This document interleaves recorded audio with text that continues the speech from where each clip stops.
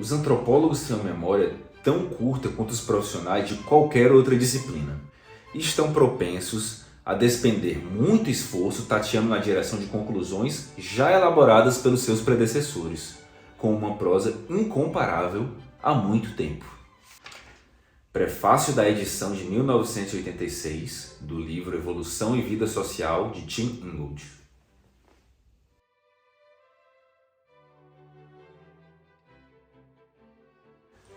Se a sabedoria estiver no reconhecimento do verdadeiro grau da própria ignorância, então estou imensamente mais sábio por ter escrito este volume, porque, embora tenha começado na crença de que sabia a maioria das respostas, que bastava simplesmente transferi-las para o papel, descobri agora pelo menos algumas perguntas. E, o que é mais importante, como essas perguntas estão interligadas. Isso, suponho, indica algum progresso. Os principais problemas que têm de afetar todos que empreendem o estudo de um assunto tão amplo quanto a evolução, e que certamente me afetaram, são, em primeiro lugar, o fato de que não há muito a dizer que já não tenha sido dito, e em segundo, que quase todas as coisas relevantes escritas nas ciências naturais e sociais ou nas artes e humanidade fazem, de um modo ou de outro, menção ao assunto. Nossa ignorância, então, reside em quão pouco sabemos do que já é conhecido. A limitação da perspectiva que leva o chapéu velho de ontem a ser inocentemente ostentado como a novidade de hoje e que faz que disciplinas diferentes naveguem lado a lado em direções opostas, como barcos perdidos em um nevoeiro, com suas respectivas tripulações convencidas de que estão na rota de um novo mundo. Para superar essa limitação, é necessário abandonar alguns cânones normais da pesquisa fundamental. Um desses cânones é que se deve começar por uma pesquisa da literatura relevante, o que, dito de outra maneira, significa: fique a bordo de seu próprio barco, mas não se importe com o destino dos outros. Mas quando toda a literatura é definida como potencialmente relevante, esse conselho é claramente inútil. Devemos estar preparados para seguir quase toda indicação, sabendo, contudo, que nem toda indicação pode ser seguida e que, a cada decisão de não seguir uma indicação, podemos estar ignorando algo que pode alterar radicalmente toda a nossa perspectiva. É embaraçoso, mas digno de nota, que eu tenho encontrado completamente por acaso muitas das obras que influíram de maneira mais profunda neste projeto, muitas vezes procurando alguma outra coisa na prateleira da biblioteca.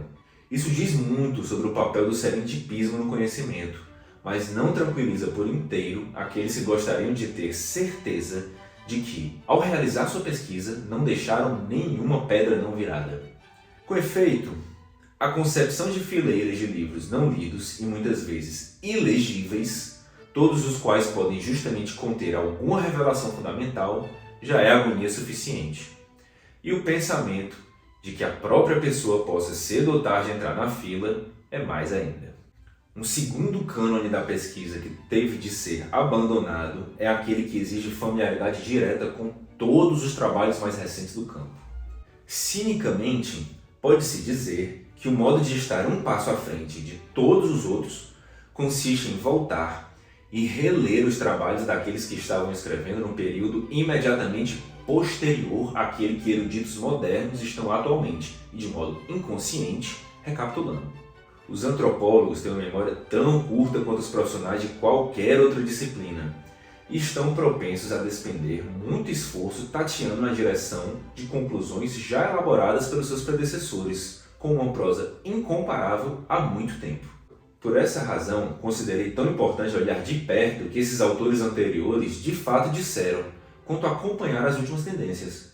O que descobri muitas vezes foi surpreendente e tinha muito pouca relação com as caricaturas que muitas vezes são ostentadas para dar um toque de legitimidade à pesquisa atual. Talvez valha a pena acentuar que nossos antepassados disciplinares não foram nem tolos nem heróis, mas pessoas inteligentes e sofisticadas que escreviam, como nós fazemos, para promover o conhecimento humano e a compreensão, não para fornecer módulos convenientemente empacotados para o futuro uso no ensino da história do assunto. seria uma admissão de nossa própria ignorância, não da deles, não conseguir considerar seus trabalhos com a seriedade que merecem. Há um problema, contudo, na decisão do ponto até o qual devemos remontar.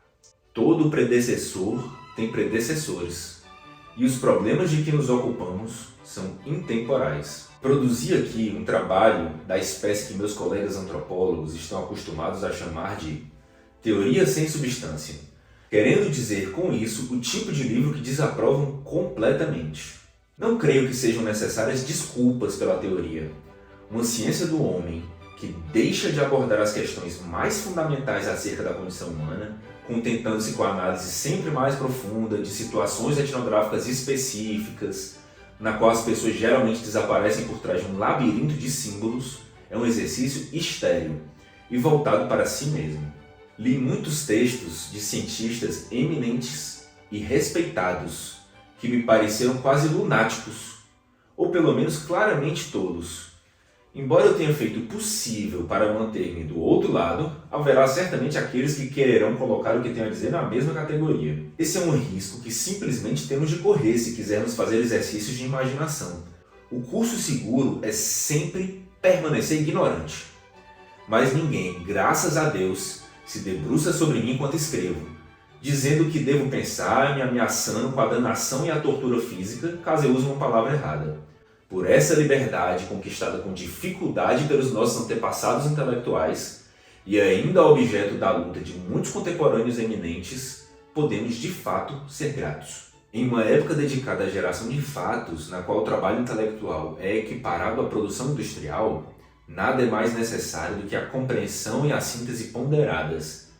E, para consegui-las, o primeiro requisito consiste em aprimorarmos nossos conceitos, para que pelo menos saibamos quando falamos sobre as mesmas coisas ou sobre coisas diferentes.